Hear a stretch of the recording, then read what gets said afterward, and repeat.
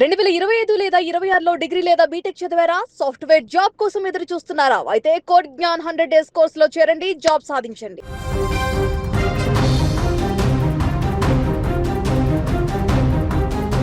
తమిళనాడులో సీఎంగా హీరో విజయ్. ఈ వార్త నేను చెప్పట్లేదు. నిన్న ఆల్రెడీ చాలా ఎగ్జిట్ పోల్స్ రావడం జరిగింది తమిళనాడు ఎన్నికలకు సంబంధించి, మిగతా ఎన్నికల ఫలితాలకు సంబంధించి. కానీ తమిళనాడులో టీవీకి అధినేత విజయ్ ఇంపాక్ట్ ఏ రకంగా ఉండబోతుంది? తమిళనాడులో ఆ పార్టీ అధికారంలోకి రాబోతుందా? అధికారంలోకి వచ్చాక విజయ్ని సీఎంగా చూడబోతామా? ఇలా రకరకాలైనటువంటి అనేక ఎక్స్పెక్టేషన్స్ మధ్య నిన్న వచ్చినటువంటి ఎగ్జిట్ పోల్స్లో ఒక సంస్థ ఇచ్చినటువంటి రిపోర్ట్ ఇప్పుడు సంచలనంగా మారింది. ఖచ్చితంగా టీవీకే అధికారంలోకి రాబోతుంది తమిళనాడులో.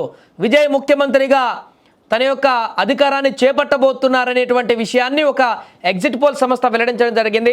ఎందుకంటే అది ఆషామాషి సంస్థ కూడా కాదు, లేకుంటే ఏదో చిన్న సంస్థ కూడా కాదు. గతంలో 5 సార్లు ఈ ఎగ్జిట్ పోల్స్ ఇచ్చినటువంటి సంస్థ 5 సార్లు కూడా పర్ఫెక్ట్గా ఎగ్జాక్ట్గా తన ఎక్స్పెక్టేషన్స్ని ఇచ్చింది. అదే ఫలితాలు రావడం కూడా జరిగింది.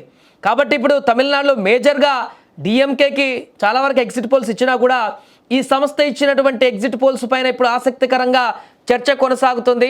తమిళనాడు అసెంబ్లీ ఎన్నికలలో డిఎంకే కూటమి మళ్ళీ అధికారంలోకి వస్తుందని చాలా ఎగ్జిట్ పోల్స్ అంచనా వేశాయి. కానీ ఒక్క సంస్థ మాత్రము సినీ నటుడు విజయ్ ఏర్పాటు చేసిన టీవీకే పార్టీ మెజారిటీ స్థానాల్లో గెలిచి అధికారం చేపడుతుందంటూ తెలిపింది.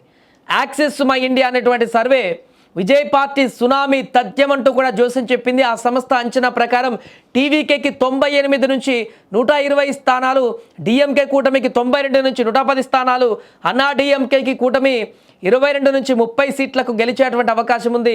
విజయ్ పార్టీకి యువత, పట్టణ ప్రాంత ప్రజలు, మహిళలు పట్టం కట్టారని యాక్సిస్ మై ఇండియా వెల్లడించింది. అలాగే యువతలో 67% పైగా టీవీకే పార్టీకి ఓట్లేశారని కూడా ఆ సంస్థ చెబుతుండడం ఇప్పుడు గమనార్హం. యాక్సిస్ వెల్లడించినటువంటి వివరాల ప్రకారం చూస్తే దళితులు మాత్రమే డిఎంకే వైపు మొగ్గు చూపారు. గ్రామీణ ప్రాంతాలలో టీవీకే కంటే డిఎంకే ఓటు బ్యాంకు మెరుగ్గా ఉంది. మిగతా అన్ని వర్గాలను విజయ్ బలంగా ప్రభావితం చేశారని axis my India exit polls వెల్లడించాయి. మొత్తం 234 స్థానాలు ఉన్నటువంటి తమిళనాడులో అధికారం చేపట్టడానికి మ్యాజిక్ ఫిగర్ 118 స్థానాలు. ఇప్పుడు వచ్చినటువంటి ఈ సర్వే అంచనా ప్రకారం నిజమైతే విజయ్ ముఖ్యమంత్రి అవ్వడం ఖాయం. అయితే తుది ఫలితాలు అంచనాలకు దగ్గరగా ఉంటాయా లేదా అనేది మే 4న తేలనుంది. అంతేకాదు అంచనాలు తారుమారాయి, డిఎంకే కూటమి మెజారిటీ మార్కుకు దగ్గరగా ఆగిపోతే విజయ్ మద్దతు కీలకమవుతుందంటూ కూడా రాజకీయ విశ్లేషకులు చెబుతున్నారు. అంటే ఒకవేళ టీవీకే పూర్తి స్థాయిలో ఇప్పుడు చెప్పినట్టు ఎగ్జిట్ పోల్ చెప్పినట్టు అధికారంలోకి వచ్చేటువంటి పరిస్థితి రాకపోయినా కూడా చాలా ఎగ్జిట్ పోల్స్ అయితే మినిమం ఒక 30-40 సీట్లు అయితే పక్కాగా విజయ్కి వస్తాయనేటువంటి అంచనా వేసింది. కాబట్టి డిఎంకే కనుక సింగిల్ పార్టీ కనుక ఈ యొక్క మ్యాజిక్ ఫిగర్ని దాటకపోతే అప్పుడు విజయ్ సపోర్ట్ అనేది కీలకంగా మారేటువంటి అవకాశం ఉంది ఏ పార్టీకైనా కూడా. దీంతో కింగ్ మేకర్గా అలా కూడా విజయ్ తమిళనాడు కింగ్ మేకర్గా మారేటువంటి పరిస్థితి చాలా స్పష్టంగా కనిపిస్తుంది.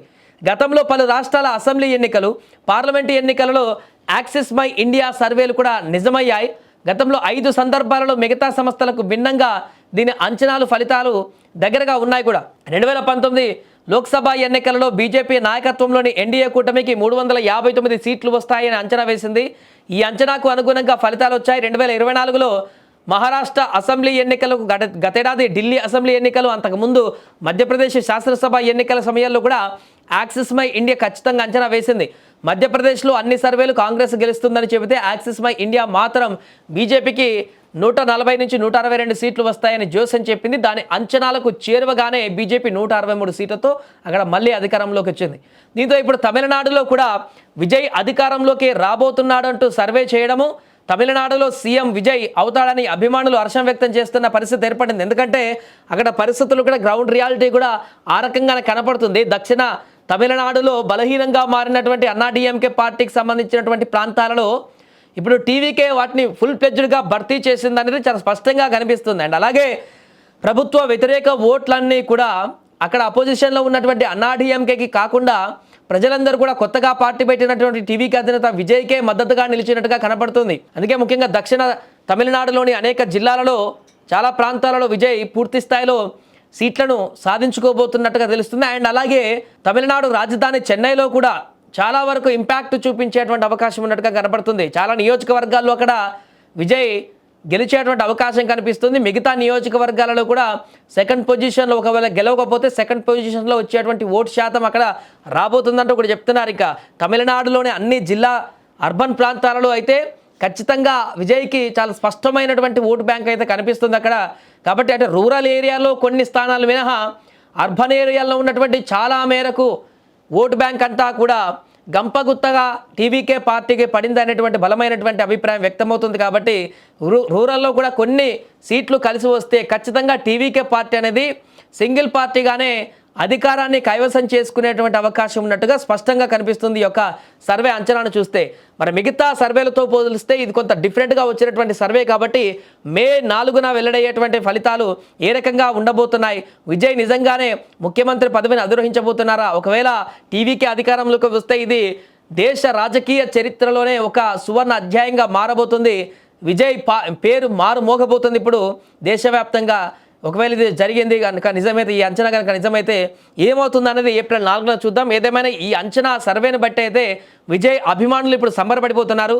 అంటే గతంలో కమల్ హాసన్ కానీ ఇంకెవరైనా పార్టీ పెట్టినా కూడా ఈ స్థాయిలో ప్రజాదరణ అయితే పొందలేకపోయారు పార్టీలన్నీ కూడా. కానీ విజయ్ మాత్రం టీవీకే పార్టీ ద్వారా పకడ్బందీతోని వెళ్ళారు. సో మొదటి స్టెప్ అంటే ఒకవేళ అధికారంలోకి రాకపోయిన టీవీకే మొదటి స్టెప్లోనే 30-40 సీట్ల పైకి తీసుకొచ్చినా కూడా పార్టీని సంస్థాగతంగా బలంగా నెక్స్ట్ ఎన్నికల వరకు లేకుంటే తర్వాతి కార్యాచరణ వరకు తీసుకువెళ్ళడానికి ఒక బలమైనటువంటి పునాదిగా మారబోతుంది. తమిళనాడులో అక్కడ ఒక బలమైనటువంటి ప్రజాపక్షంగా మారేటువంటి అవకాశం కూడా కనిపిస్తుంది. కానీ ఈ సర్వే ప్రకారం చూస్తే ప్రజాపక్షం కాదు, ప్రతిపక్షం కాదు, నేరుగా అధికారంలోకి వచ్చేటువంటి అవకాశం ఉన్నట్టే కనపడుతుంది. కాబట్టి మరి ఇది అంచనా నిజమవుతుందా లేదా అనేది మే 4వ తారీఖున చూద్దాం.